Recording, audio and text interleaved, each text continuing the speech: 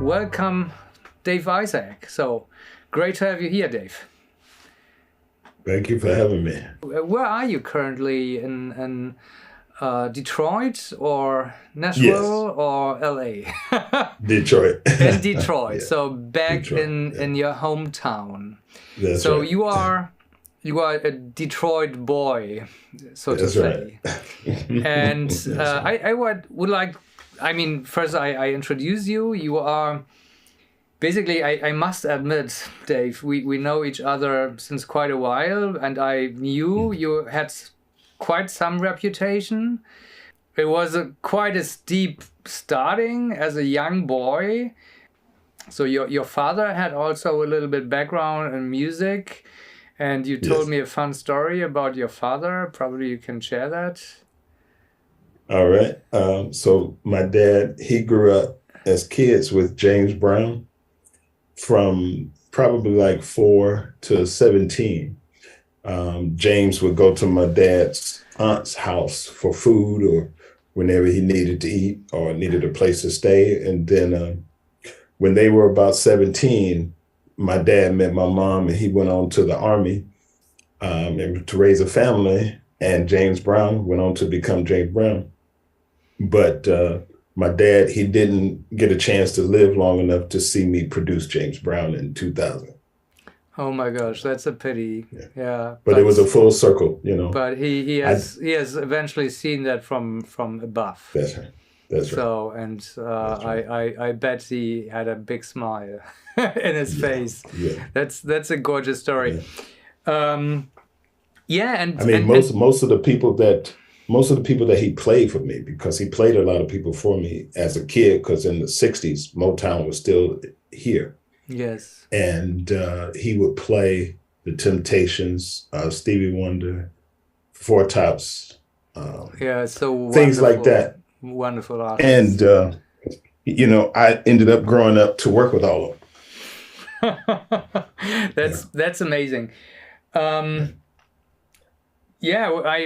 I figured out, or I have read about you actually, that you were already as a kid very dedicated to listen to records, to all these kind of records, not just in a typical consumer fashion, more like in a nerdy fashion. So can you tell me a little bit about that?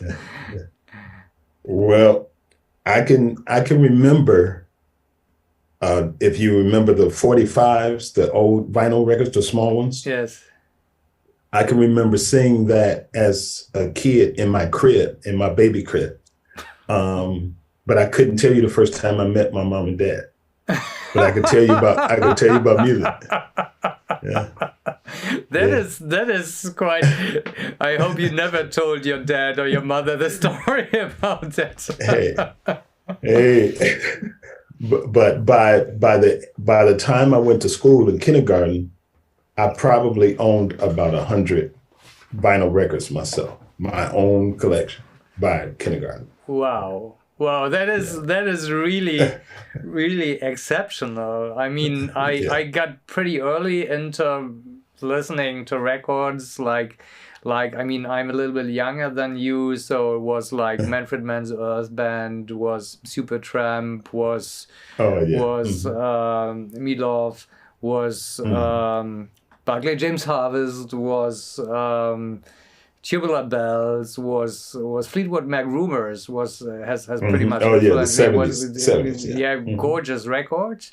So those were the first records I came along. But I was a little bit older than kindergarten, certainly. Great story.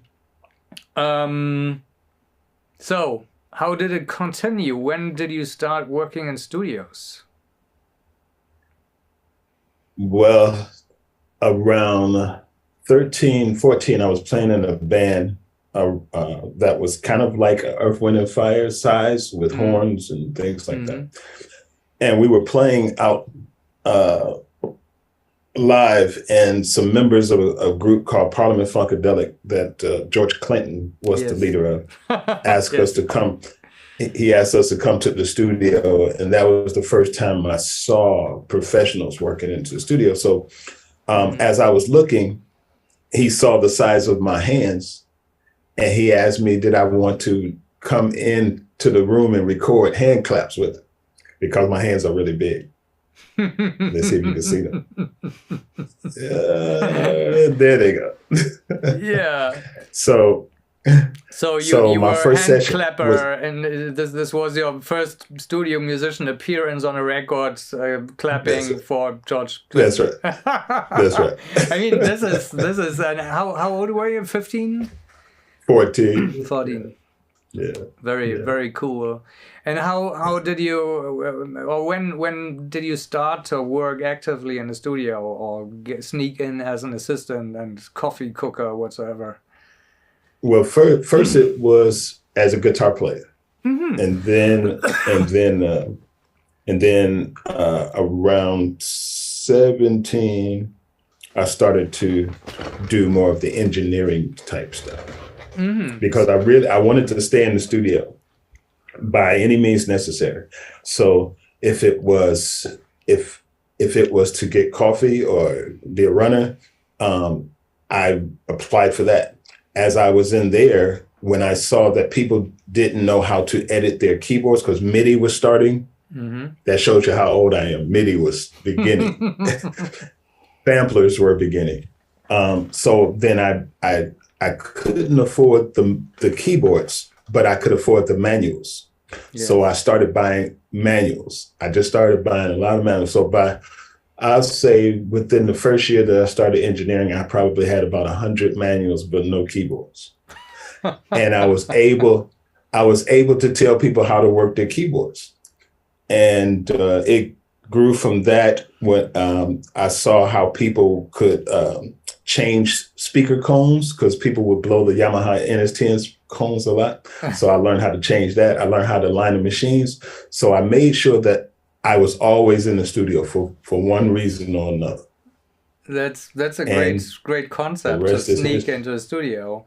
I mean, it's what I hear is that there was basically no red carpet waiting for you.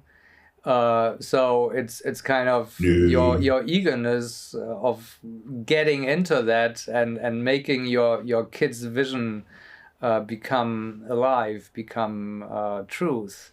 So this is all about mindset. Pretty interesting. So sometimes when I talk to younger people,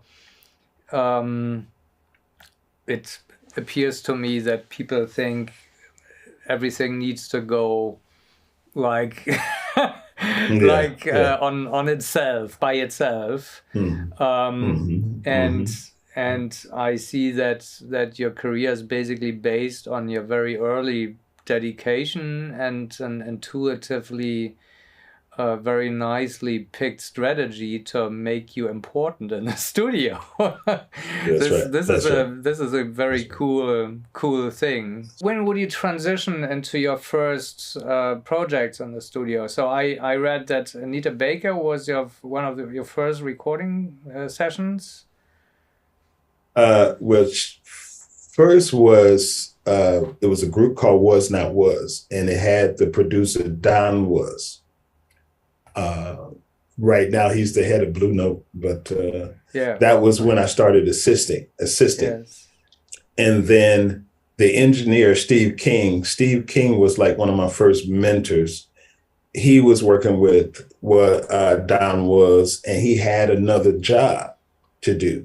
So Anita Baker was coming in, but I didn't know who it was at the time. The studio just said, we need someone to work with an artist that's coming in. So do you want to do it? So I said, yes. And I went into the room and started setting up, and Anita Baker came in, and it changed my life. That's really, really amazing. Yeah. So how long did your Detroit phase take? So how long have you been there, and what would be the biggest names you worked with in that time? Well, from that point, which was about 86, '86, and then I left in '92. So we're talking about 6 years. It was Anita Baker, Aretha Franklin, Stevie Wonder, all pop artists in Detroit, all gospel artists, all house music artists. I worked with Ted Nugent. I worked with who else? Oh my gosh, I'm a little bit jealous, I must admit, and I think many students in the round here.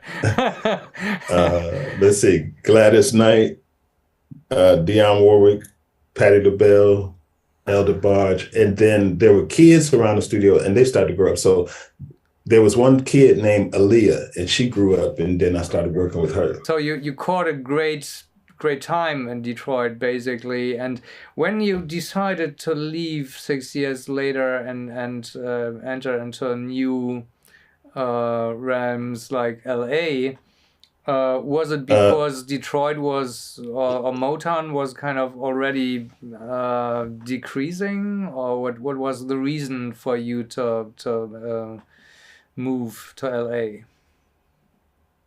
Well, the drummer for Michael Jackson, Ricky Lawson, he was trying to get me on the Bad tour. And I was too scared because it was a childhood idol that I had looked up to, Michael Jackson. And I thought that I wasn't good enough. So I kept working, I kept studying, and then Whitney Houston called. And that was the thing that really made me move to LA. And then when I got to LA, Ricky introduced me to George Duke, and I started to work with, within the first year, within probably the first 9 months, I started to do programming for tours. So I would create all the sounds on keyboards and stuff like that. That's where the 100 manuals helped. But I bet, yeah. Within that, within that 8 or 9 months, there was Madonna, Earth, Wind and Fire, Billy Idol, Sheila E., Bette Midler, Stevie Wonder again, and then I met Marcus Miller, the bass player. Miller. Yeah, I've seen him 1 week ago, actually. Oh, okay. Yeah, in Hamburg. Yeah, love him. Yeah, you did a whole lot of records for Marcus Miller, right? Yeah, I worked with Marcus for about 20, maybe 22 years from that moment I met him. Wow. And also David Sanborn, right? Yeah, well, with Marcus, it was David Sanborn, Luther Vandross, Eric Clapton, the band Legends. It was a lot. Then we did films and TV together. Yeah, very cool. What are you missing the most about the good old days, technically and artistically?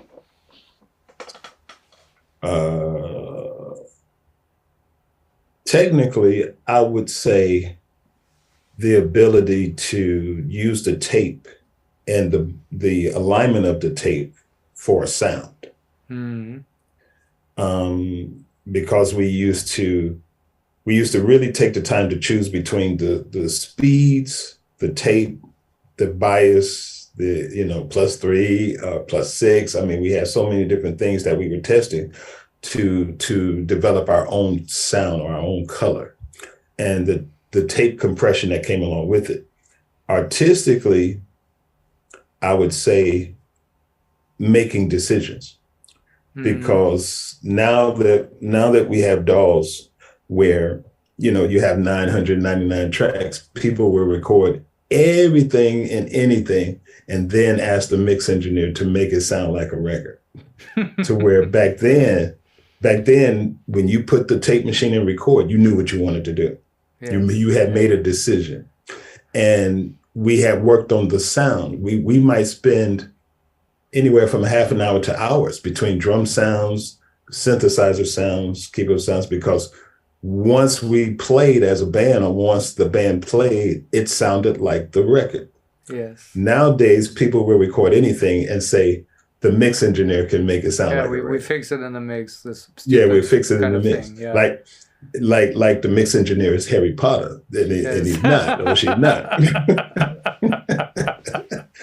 Yeah, very, very good one. We are completely aligned in this opinion. I always tell my students the life of a mixing engineer is basically a long row of decision-making processes, and if you fail to be able to make quick decisions, you basically fail to make great records, because you need to make decisions on the spot. And I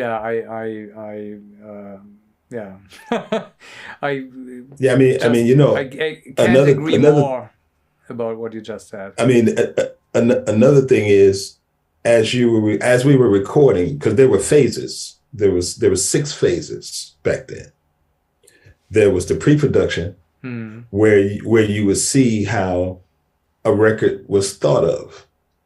The key was chosen, the arrangement was chosen, the sound choices were chosen, the singers were chosen, the studio was chosen, and then we did the recording. In the recording, we decided if it worked. Now, if it felt good, sounded good, then we moved on to overdubs.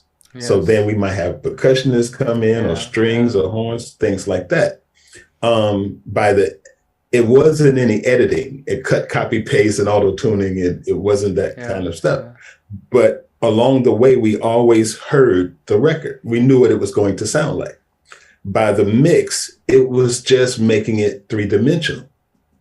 Yeah. By the mastering, it was to make it compete with the world, or compete with the marketplace. Yes. Nowadays, most producers, young producers, or I'll leave it at young producers, they don't know what it's going to sound like into the mix. Yeah. Because they're recording everything. The ability of sound imagination. Yes. Yeah. Exactly. And yeah.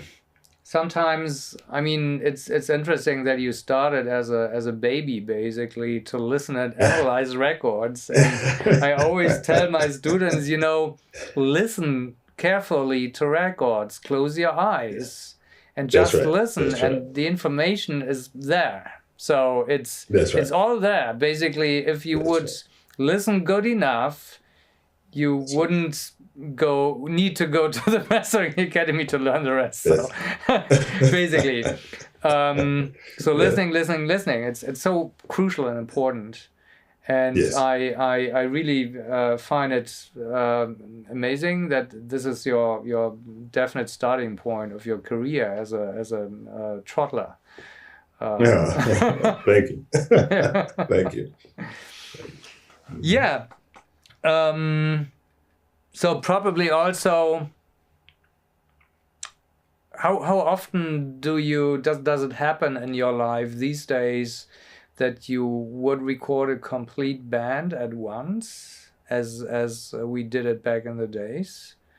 So is it still happening? Well, for me, with things that I'm involved with, I tend to choose to do that. If it's something that's already put together, and with most projects, that if it's something from the outside coming in, it could be projects that have taken years. So I can hear different energies. I can hear where something must have been recorded 2-3 years ago, something was recorded a week ago, because the one thing that producers don't realize is that when you record, you do record an energy. Yes. And you also record, the musicians are listening to another musician in a certain way. Yeah. So I can tell when someone's recording a guitar at their house and they're not listening to other musicians. They're just trying to play and get paid. Yeah. I can hear when someone is listening to another musician where they were playing together, because they'll speak through their instruments to each other.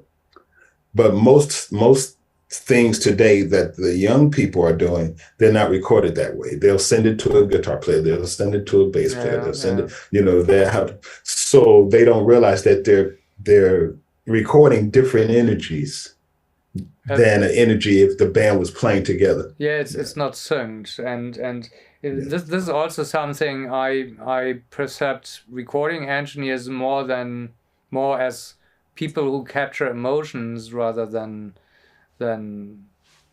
sound waves, if you will. So the emotional part comes first. So, and it's always more important than the rest. So you can have a beautiful recording with a fucked up microphone right here. But you can have the perfect microphone and a bad performance, and it still is a great sounding bad performance. It will never become a good performance. So whatever you do. Exactly. Yeah. That's right. Yeah. Because some of the early recordings here in Detroit that I had done, we didn't have a big mic selection. We only had what we had, what the studio could afford. And we recorded it. It sounded great. It went out on the radio. It is what it is. Once I got to California studios would have a huge menu booklet of microphones. Yeah. And they would say, well, which mics you want to use? I'm like, I don't care. Whatever. Whatever sounds good. Because literally, like Stevie Wonder in the 70s used to use an RE20, which was a good kick drum mic. But Stevie Wonder didn't care that it was a kick drum mic. He just went by what it sounded like. He couldn't see the microphone. It sounded. Not only kick drum. I mean, it was also used for trombone and some other things. For sure. It's a great sounding dynamic microphone, and why not using it for vocals when it would fit in a particular situation? That's right. I love that microphone basically. Yeah, so do I. I mean, once I saw him doing it, I was like, ooh. Maybe he doesn't know what kind of microphone it is, but he just went by the sound. It just sounded big. His voice sounded huge. Yeah. So, I've never subscribed to microphones and things like that. Like when people ask me what microphones to use, whatever the studio has, it's I've always learned to do that. Whatever you have, that's what we're gonna make a hit record with that. That's all. Because no one will know. They will listen to the song and say if they like it or not, or love it. Yeah, but they won't listen to it. Don't you sometimes pick a microphone depending on your imagination you would want to have? So let's say you want to have a particular tom sound, you would go to a particular microphone and preamp probably to create that sound. Again, for me, it was about what the studio had. And then if money allowed, I might order a microphone. But when I first got to LA and they would allow me the expense to choose microphones, sometimes I would get them and it didn't sound good. Or someone would say, I want to use a Sony mic on my vocal. But their voice, the way they sang and the energy that they sang with, it was a better mic to use than the Sony. So we ended up wasting money, getting a Sony microphone. So I always base it on what I heard. The engineer Barney Perkins, he was a big engineer in the Motown days all the way to the day he died. But he always taught me to go into the studio and listen to what they're doing. Listen to the vocalists, or listen to the drums, or listen to the guitar amps, or things like that, and then decide, and try a couple things until you don't go by the model. Try a couple of microphones. You might go by the type, so or you might go by the positioning, but not necessarily the model. So, don't make you depending from general rules like use always this microphone for that. Right? That's right. Okay, gotcha. So speaking about the good old days and the bad modern days with the DW and the crazy loop recordings, what would be your advice to younger people who didn't learn to work with tape machines? I mean, basically, tape machines were the things which made us make decisions and learn to make decisions, etc., and work in a certain way and efficient way. While it's pretty hard to learn that today when you just have a DW and you can record 1,000 tracks with whatsoever. It's relatively difficult, and on top of that you have infinite undo possibilities. That's right. So what would be your advice to audio engineers, how to deal with that, or what can they do to succeed in a better way? You mean in recording, or as recording, producer? Production, kind of the early phase, the defining phase, basically, of the music production. Okay, well, besides taking the time to choose the right sound, to choose the right drums, even the right snare. You know, we used to talk about that in pre-production. What snare will we use? Or we'll tell, here's the thing. We also used to be able to tell the musicians what to bring. Yeah. So if I needed a guitar player and I knew the emotion of the song, I might say, bring an acoustic guitar, but bring a nylon string guitar. Yeah. Now, they can bring whatever nylon string they have. I'm not caring about the brand. I just want the sound of the nylon. Or I could say to a drummer, bring 3 different snares and make sure you bring one Black Beauty so we can do for a certain song, right? Or a certain size snare, or certain size kick drums. Yeah. We used to know what it sounded like. So we would ask them to bring that. Then they could bring whatever model or whatever brand name they want. Yeah. That's one thing. Like a metal snare, like a birchwood snare, like a snare with a deep body, etc. Yeah, that's right. Yeah. That's right. To where nowadays, you know, it's more about a software instrument, and then someone will go through snares until they find one that sounds close enough, and then they'll stop. Instead of looking for the actual one, they'll stop and just say the engineer can make it sound that way. Versus really looking. Yeah. You know. Yeah, and how would you find the right snare out of thousands of snares when you don't have an idea, an imagination? What are you looking for? It's like, well, that goes back to listening. Yeah, you know what I mean? Yeah, absolutely. When people ask me, how did you get this to sound good or sound balanced fast? Well, I could hear that you're inspired by, let's say, Fleetwood Mac. And Fleetwood Mac liked the drums to be, or the toms to be a little louder because Mick Fleetwood was the leader.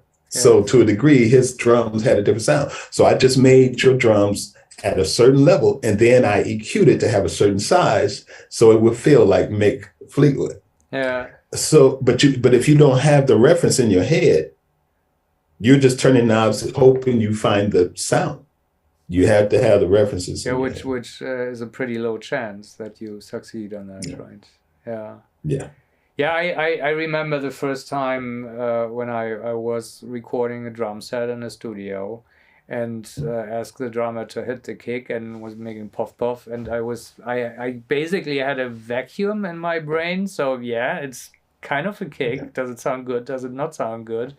And it took me quite a while to figure out what would make a kick sound great. What would I expect from a kick for a certain piece of music I would want to record? What kind of microphone would I pick? What kind of tuning I would need to do to the kick drum?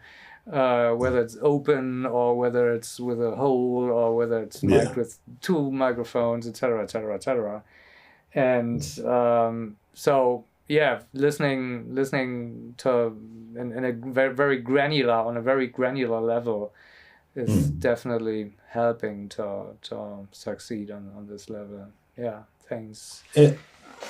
And two, there's also,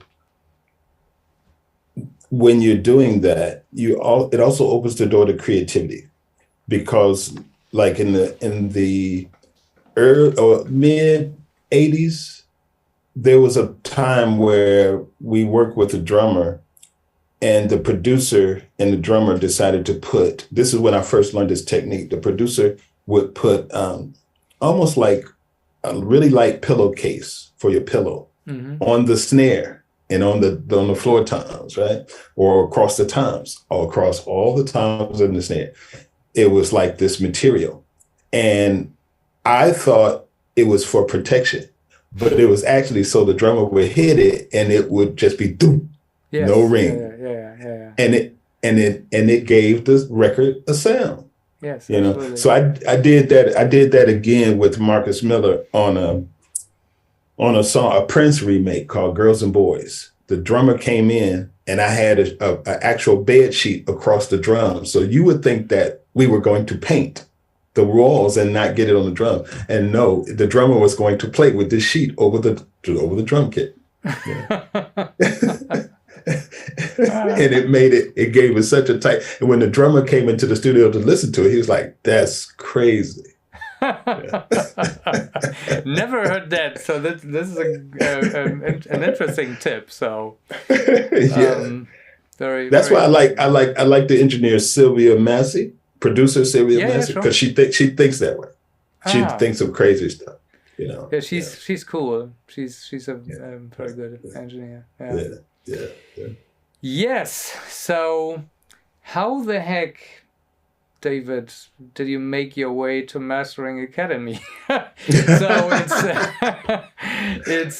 I mean, basically, you have everything achieved in your career. What an engineer? No. Because if I think that way, then I stop learning. Yeah. Okay. And I love you. and I never formally was taught. It was all by fire, trial by fire. I was in the studio, it worked or it didn't work. I was embarrassed or I succeeded. Or I mean, like my first session with Anita Baker, my first session, the writing pre-production session, it was the worst day of my life. Because MIDI was new. The studio had every keyboard you could think of at that time. And the Madonna's keyboard player came in to play on the record. But they were going to work out the arrangement and one of the keyboards crashed.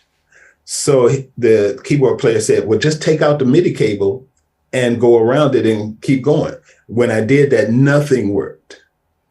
So he said, go behind the keyboards and rewire everything. It wasn't my studio. So I didn't know what I was doing. So I'm rewiring everything. And then Barney Perkins, the engineer from Motown in LA, came in to see what was happening. And they said, we're not doing anything. He's trying to get this working. So right at that point, my foot hit the power strip and the speaker said, boom. And he started cussing me out, man. I'm talking about right then and there. So I'm behind the keyboards, just wishing I could transport to Mars somewhere. But instead of it making me quit, it made me more determined. So after they left and they were going to come back the next day, I figured it out. But I also asked the studio manager, could I, when there was no session, when there was a downtime, could I unplug every cable in the studio and then rewire it so I'll know where everything's supposed to go? That's a good jump starter, basically, to get into that. I had quite a similar bad day when I started my career as a recording engineer, and probably approximately at the same age. So I was kind of doing the same thing in a bigger studio in Hamburg back in the days, like assisting here and there, and then we had a recording session on the weekend. It was unfortunately not such a famous band as Anita Baker, however. The guy at the studio helped me to set everything up, and then he, without prior warning, he said, here's the key for the studio. Now you know everything. I wish you fun. And here's a stack of manuals in case you have any trouble with the mixing desk. Was all analog. It was tape machine, was an inline console, and was complete. My advantage at that time was I was musically well educated, and I could distract the band in the tracking room. So when I had technical trouble and I didn't know how to route a signal to the right track on the tape machine whatsoever, or correcting the headphone sound and the whatsoever, when I had any kind of trouble, I would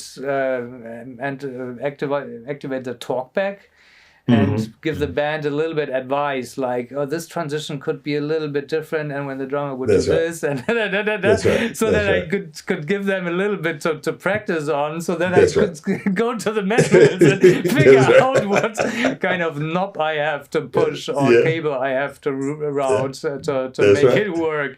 And and at the end of the session, a few days later, the band said, "Oh, it was such a great session. How long are you doing that?" And then so I never went to the band and said, "Sorry, it's my first day. I have no idea. I never did I took it by myself, and I pretended to be a professional tracking engineer, recording engineer." And so nobody figured out that I was the first time in my life doing this kind of recording session with a complete band. But so it was great, because if this guy wouldn't have done that, it would have probably taken years for me to gradually step into that. And this was really like jumping into the cold water and somehow surviving. I mean, bad days can break you or make you, right? And in the beginning with Michael Powell, the producer with Anita Baker, samplers, we started to use samplers because they were new at this point. And there was an Akai sampler that we used to use called an S1000. And he put it in front of me and said, "I need you to learn how to sample so we can move these backgrounds and move different parts, right? But you have an hour, right?" Ouch. So they're working. I'm in the lobby with the S1000 plugged in, trying to learn how to sample. So I brought it in and I said, "I got it." He was like, "Okay, let's do the snare first." So when I put up the snare and we started to align it, because we had to use SMPTE to lock it. Yes. He said, "There's a flam." And if you know a flam, right? Sure. So, right? Yeah. But I didn't hear what he was saying. He was like, "There's a flam." So I said, I don't hear anything. So he said, "Okay, everybody take a lunch. But not you. You stay. You stay. And when we come back from lunch, if you don't hear it, you're fired." That's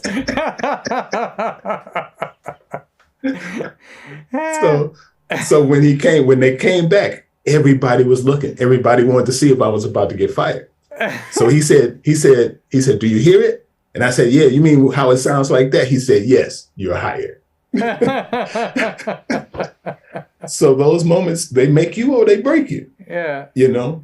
Yeah. But now when I hear a flam, I have to go see a psychiatrist because I'm nervous.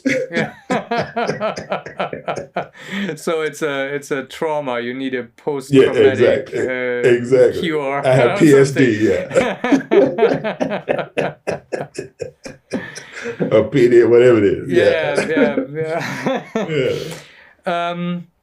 I think we are ready to enter into the question thing. So there's a question from Peter Herman. Have you a special kind of compression for typical Motown bass guitar sound? Well, when people say a Motown bass sound, James Jamerson or Bob Babbitt some of the bass players, I mean, it was the type of guitar, type of strings, and then their technique. A whole lot of flat round. Yeah, exactly. Strings, right? Exactly. At that time, yeah. Exactly. So that's part of the sound. But one of the things that they would do is they would EQ around 300. They would boost it a little bit because they were trying to make sure that it would cut through small speakers at that time. Because a lot of them, the world or America had small radios on their desk or by their bed, things like that. So they wanted to make sure that Motown bass cut through. So they would boost 300, or they would do what was called Motown compression at that time, which is similar to New York compression, things like that, where it's parallel compression, but they're boosting on the parallel track is 300 hertz. Mm-hmm.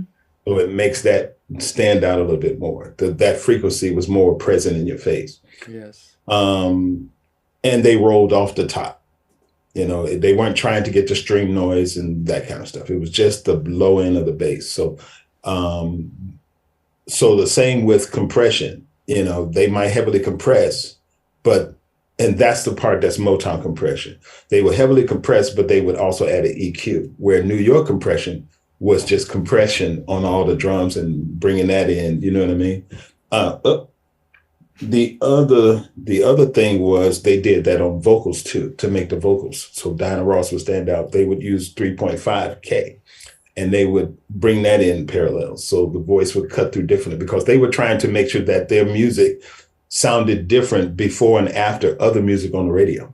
Yes. So they started to try to have a sonic sound difference by choosing certain frequencies for AM radios and small speakers. Yes, and the 3.5K is pretty important for the speech comprehensibility. Which cut well through. And at that time, there was no trouble with aliasing, so you could use that frequency without harm. That's right. And at that time, it was easier to find new sounds because there was not so much as today. I mean, finding new sounds today is pretty challenging on new frequencies. Yeah, that's true. Yeah, thanks. So, Randy, are you doing a lot of mix and or mastering work in Atmos now? No, but I went to, when I was in Nashville, guess that was about a month ago, at Blackbird Studios, Mark Rubel showed me George Massenberg's room in his Atmos setup. It's a gorgeous room. It's incredible. So I plan to go there at some point, maybe spend a month and just get myself acclimated to Atmos, because I want to do it there in a room that's acoustically correct with great sound, so I can learn Atmos at its best, and then, you know, go around it. And subsequently, you can come here to Hamburg when my Atmos room is ready, which will be an outstanding sounding room. I have a very, very good acoustician for that. Okay. And then we're doing a few jobs together. All right, you got it. Would be a pleasure. Anyway, so let me go further. Matthias, hi Dave. Thanks for your time and generosity. Do you find it possible to instill a discipline on the recording process to treat a DAW like a digital tape machine and pay attention to the sound being recorded in order to simplify the mixing part of the process, and also so that the artists can ensure their vision is being respected? Okay. Good question. Yeah. So earlier, I mentioned that there were phases, 6 phases: pre-production, recording, overdubs, editing, mixing, and mastering. So in the pre-production stage, we're talking about everything with the artist, with the producer, if I'm not the producer, and we're talking to the record label. Sometimes we care about the record label, sometimes we don't. It depends on how the A&R person or the head of the label, how much they're into the artist. If they're hands-on like Clive Davis or something like that, then we have to respect what he's trying to do too, because he wants to, or a record label wants to put the artist on the road with other artists. Yes. So we have to make sure it matches, or it sounds like it makes sense to put the two together. Or they might have a goal for this artist to be the forefront of the label, you know, for the, let's say, foreseeable future. So we have to respect to a degree their opinion. So we take everybody's opinion, and then we go into the studio in the recording phase to try to capture that. Once, as the producer, we feel we recorded the right tempo, the right key, the right energy, and we feel that everything feels good to move forward, we make an MP3 and send it to everybody, so everybody can agree before we move on. Yeah. When we go to the overdub stage, if the singer or artist said, well, I would like to get percussion, live percussion, or I would like to get a horn player, or okay, so we write that down. We ask the label, what are they hearing? They might say, well, we want to have strings on a certain song. So once we understand what everyone wants from the overdubs, the finishing touches, we go in and record that. When we record that, we make an MP3 and we send it to everybody so we can agree. Everybody's hearing each step and agreeing that is where we're headed. When we get to the editing stage, now the editing stage now is different. So when we get to the editing stage, see, we have plugins that can fix tuning. We can fix timing, right? So we can shift stuff. But when I'm doing that, I like the artist to be around so they can hear how much work they have to do to be able to perform this live.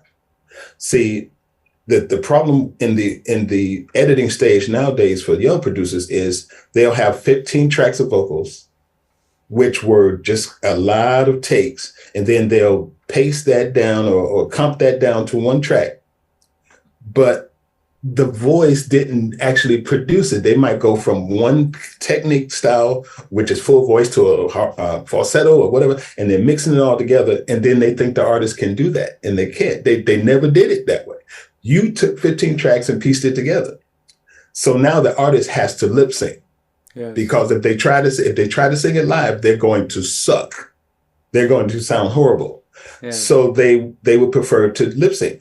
But if you do it right, we have plugins to fix timing, we have plugins to fix tuning, but we don't have plugins for energy. Yeah. So you choose by energy. You ask the singer, can they sing that?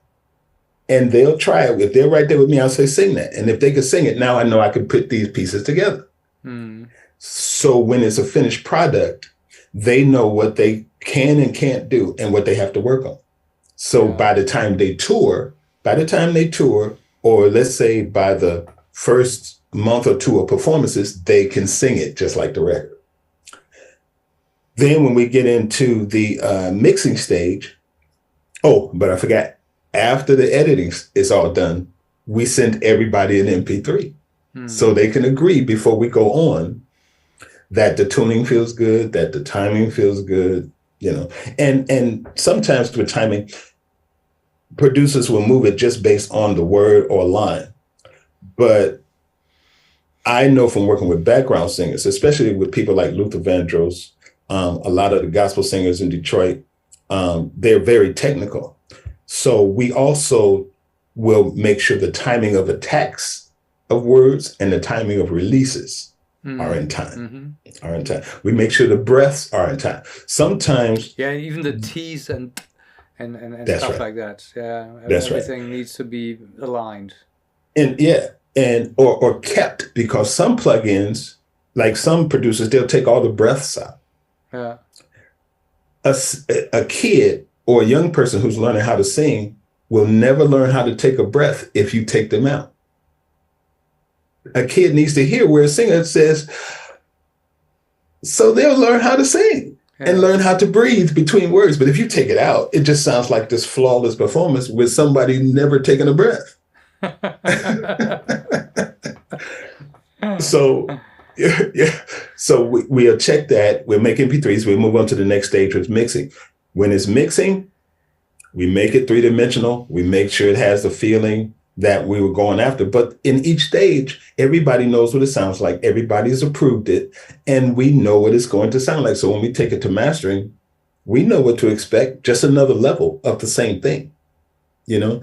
So if I took that same concept, and let's say I did an analogy of film, if we went into a movie studio office and we talked about making Finding Nemo, and we talked about getting Ellen DeGeneres, and we talked about getting different actors, actresses, and we drew it out, we animated it to see what they characters would look like. Now we go into shooting it. We make this film, we put it into theaters. So it's different steps. We put it into theaters and it looks amazing. People go crazy. But when that film is put to, let's say, digital, let's say we put it to DVD, mm-hmm. it looks better, but it's still Finding Nemo. It just looks more defined. Mm-hmm. If we take it and put it to Blu-ray, it's still Finding Nemo. It just looks more defined. If we put it on IMAX, it's huge, but it's still Finding Nemo. That's what the music should be as you go through each stage. It's still the song. It's just getting better and more defined with each step that you take. Yeah, it opens questions. I mean, we have some dudes from all around the world here, but also some dudes from Germany.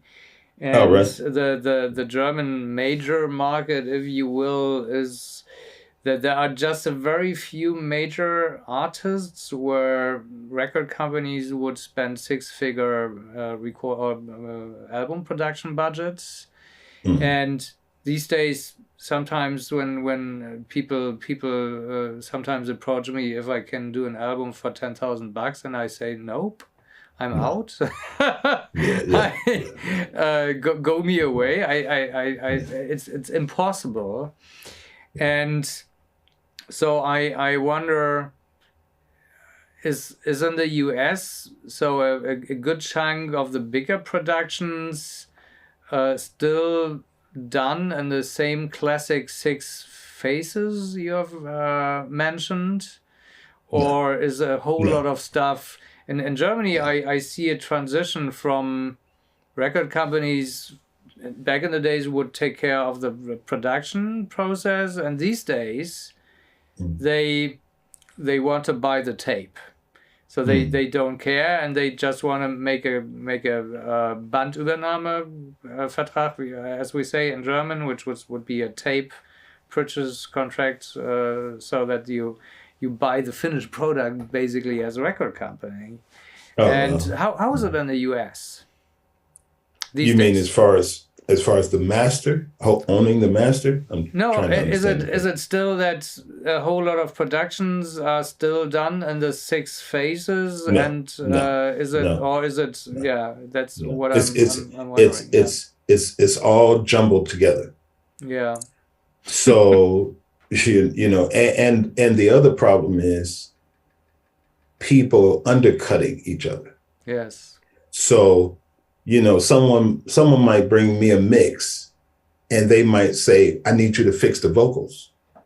Okay, that's not mixing, that's fixing. So that's two invoices. Mm-hmm. just because the last mix engineer tuned your vocals, that doesn't mean that I'm tuning your vocals. You asked me to mix. So if my mixing is 2 days or 3 days or 1 day, whatever the opportunity and the budget can afford, I need to spend time mixing, not fixing. Mm-hmm. And then if I'm fixing vocals, like sometimes I'll fix a little word here or there, something that they would never notice. But if they are expecting me to fix 15 tracks of vocals, 20 tracks of background, yeah, that's an invoice.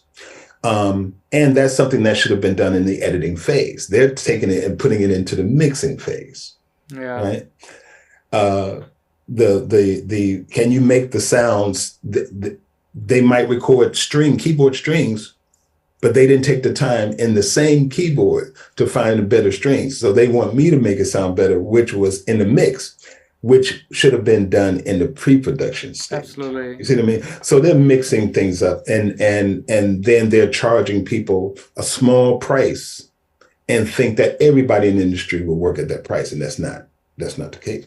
So they're not doing the 6 phases. They just mixed it all together into one ball. I wonder for yourself, do you have I for my own have a checklist, so if people ask me for mixing, I have a checklist of requirements. So what do I expect?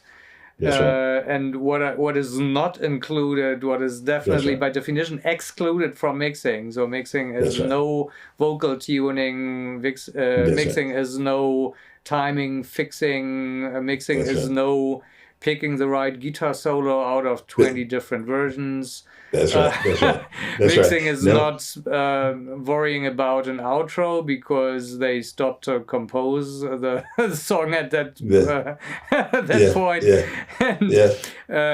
Such kind of thing. So you kind of work also with this kind of requirements list. And you know, there's still people that will send it wrong. Yeah, sure. You know, sure. I don't want different microphones. Pick a blend and send me that, but don't send me, one time I had a bass. It was 4 bass tracks with different microphones. I'm like, it's a mono bass. Send me one. Or blend it and put it together and send me that. But it's a very slippery slope when you have to figure out the blend between microphones, and then they might say, well, it doesn't sound like my demo. Then send me your demo. Send me that, whatever your project that was that you've been listening to, send me that. So now what I do is if you send me an MP3, the project has to sound exactly like that. Yeah, I give you such a choice, and when you can guesswork it right, you are my friend. And when not, you need to guesswork further on your own bill, basically. And this is something which is completely stupid. So it reminds me a little bit of situations where producers are in charge, which are no producers. You may have had such situations in your life, and I always, when students ask me, give a warning on that. So make sure that the producer role is clear. So I don't touch a project where the producer role is not defined. So either I'm the mixing engineer and I just do what you want as a producer, and then the producer requires to be qualified to be a producer, and he needs to be in charge and take responsibility and be there to make decisions. That's right. And when this doesn't feel good, that I think the producer probably has the budget but not the qualification to be in charge, then I would not take the gig, basically, because it doesn't work out. And you're right. There are times where you have to know when to say no. Yeah. You have to just know I can't do it, Yeah, there are times where you have to do that. Yeah. Absolutely. Can you help me with further questions? There's another one from Matthias Witzkiold. Another one from Matthias. Do you want to read it, Matthias? The question, the next one? Yeah. Hi, Dave. Hi. Hey, how you doing? Hi. Good. Thanks for doing this. It's really enjoyable and inspiring to hear that even guys like you come from a can-do background where it's like, yeah, I can do that even when you knew you couldn't, but you would learn to when you had to. So that's inspiring and reassuring. I just had another question. Were you involved with the Sun Don't Lie record by Marcus Miller? No, actually, when I first heard that record, I was on tour with Paul Jackson Jr. and I was on I was on the Amtrak train in my bunk, and I heard the album, and I raised up. I was so excited. I raised up and hit my head on the roof of the bunk. But within 30 days, I met Marcus Miller, and we went on the Sun Don't Lie tour together. Okay, great. No, I was just wondering if you had any insight to how those Miles Davis samples came to be on that record, and where did they get them? Where did they stem from? Was he working on the record? Basically producing Miles Davis, didn't he? Yeah, he produced Miles, and also they were really good friends. So he had a lot of recordings of Miles Davis, and we used it on the next album, which was Tales. We used Miles samples on that also. Yeah.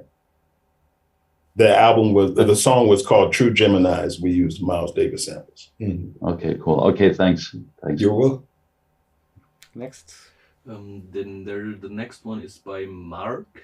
There's no Mark second name. Would you want to ask your question directly? Yes. Can you hear me? Yes, we can hear you perfectly. Yes. Thank you. It's a pleasure to listen to your experience. Thank you, Mark. Thank you for making this happen. It's really a pleasure. I'm here because of Friedemann. Friedemann. Let's thank Friedemann. Yes, it's also a pleasure for me to have Dave here and to have all you guys here. It's wonderful. Yeah. So what you got? So I'd like to know: are you still in MIDI, and do you work with MIDI controllers in editing and composing and mixing? And which DAW, software do you use? Well, it's more controllers now than dealing with MIDI per se. But at a certain point in 2023, I'll probably start back. I'll take all of my analog keyboards and modules out the garage and start doing using MIDI again, because what I'm finding is, like, let's say you have the Roland Cloud software instruments, you have Korg software instruments, different ones, but they don't sound like the real thing. You know, they sound good. Don't get me wrong. They sound really good, but they don't sound the same. And then one thing that I found out back in the 80s and 90s, early 90s, is that when you go into a music store and you look at these keyboards, they have headphones plugged into them so you can play and not, disturb everybody in the store. But actually the keyboard companies, as I work with them, I found out that they made the headphone outputs sound better than the normal left-right outputs, because they're trying to sell you the keyboards when you put on the headphones. So in the late 80s, early 90s, I would record out of the headphone outputs of certain modules or certain keyboards. And I think I'm going to go back to doing that. Add that with software instruments. So together between the analog keyboards, MIDI keyboards, and the software instruments, I work toward a sound that's my own, to where you won't know what I use. Nowadays, I can almost tell you exactly what different producers are using, what software instruments, because they're not spending time trying to develop their own sound. They're just pulling up a sound and record. So, yeah. And for mixing, do you use any MIDI controllers for mixing, or? Not necessarily MIDI controllers, but the Euphonics controllers, MC mix and those kind of things. But not too much MIDI control. Yeah, thank you. You're welcome. I would love to do a record with you, but maybe I don't know. Well, you put it out there. Now you have to do it. Yes, I will. I will give it to Friedemann, and he will send it to you, and you can choose. All right. You got it. My pleasure. So who's next?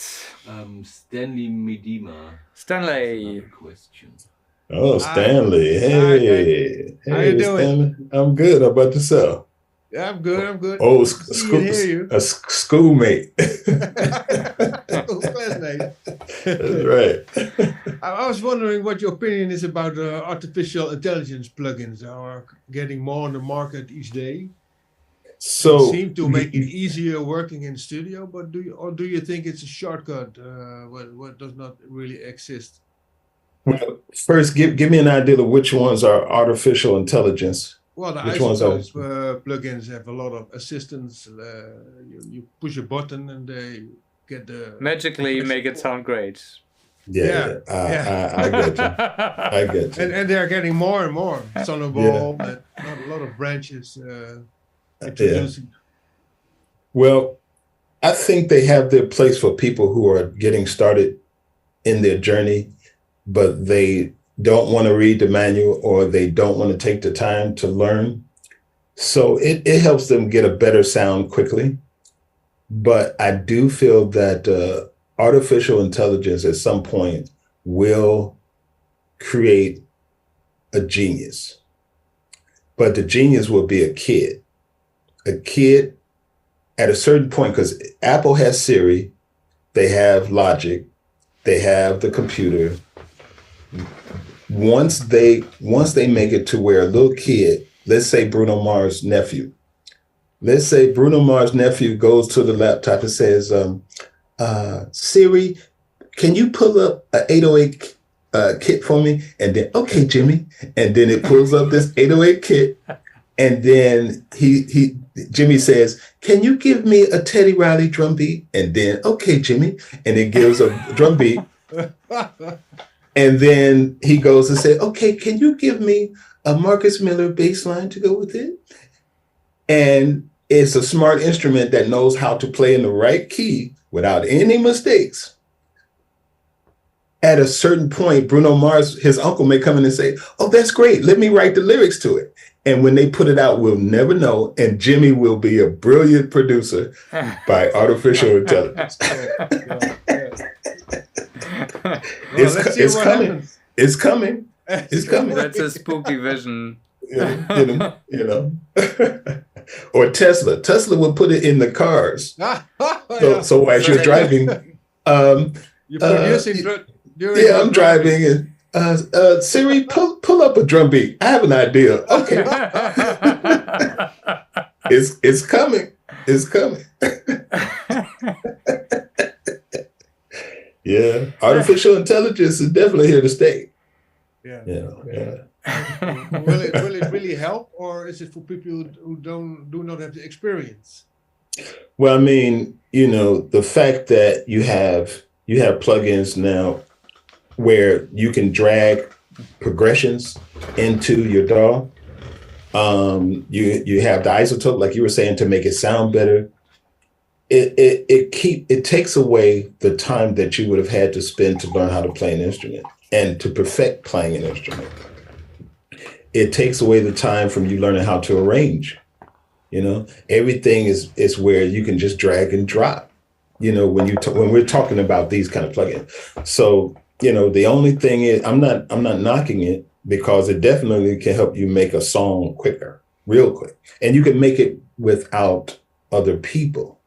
Part of the magic that Friedemann and I talk about is camaraderie. Also, people getting together and the energies of people getting together. Yes. Hans Zimmer taught me a concept with orchestration.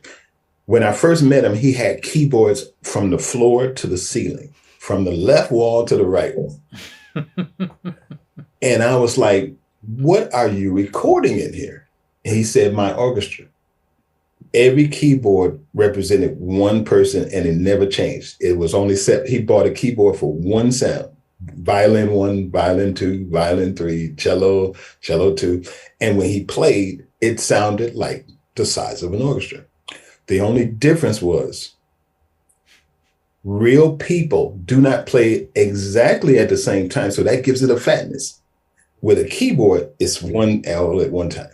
So you would have to either add some delays with some changes so it feels like a more realistic orchestra, or you just have to understand that you have the size, but not the energies happening.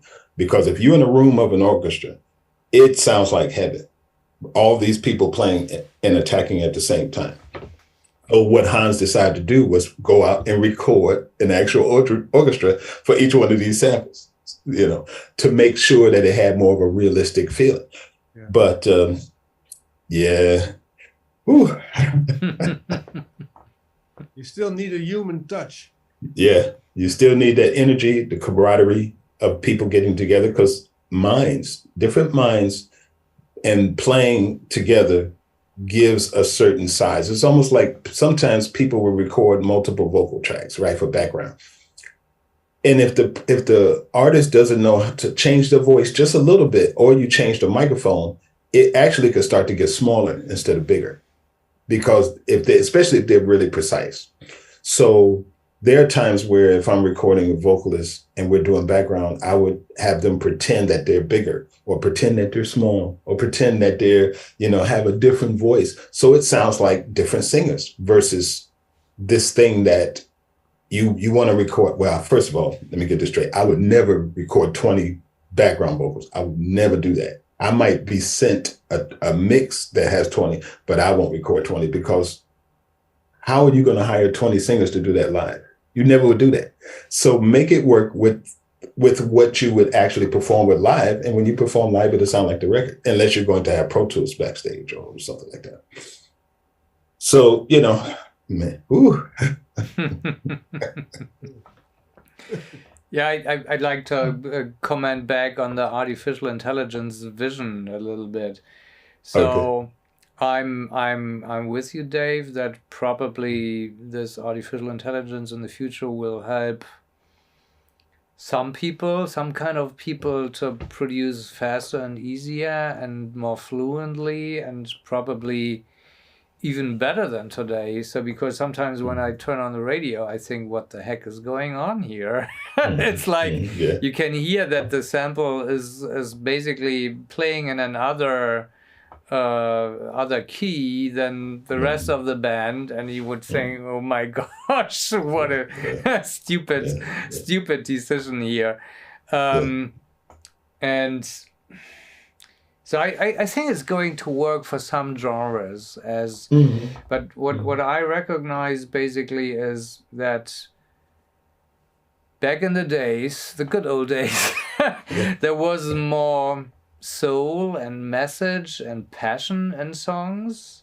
They were telling real stories, while today pretty often, and it appears to me that I listen to a song and I think it's so random, it's so hollow, it's like it's nothing. And I think probably really learning an instrument and really learning to sing, and it does something with human beings. I mean, when you spend a whole lot of time on an instrument, your brain is changing over the time, the connection between the left half of the brain to the right half of the brain, etc. And it has an effect on the intelligence of a person.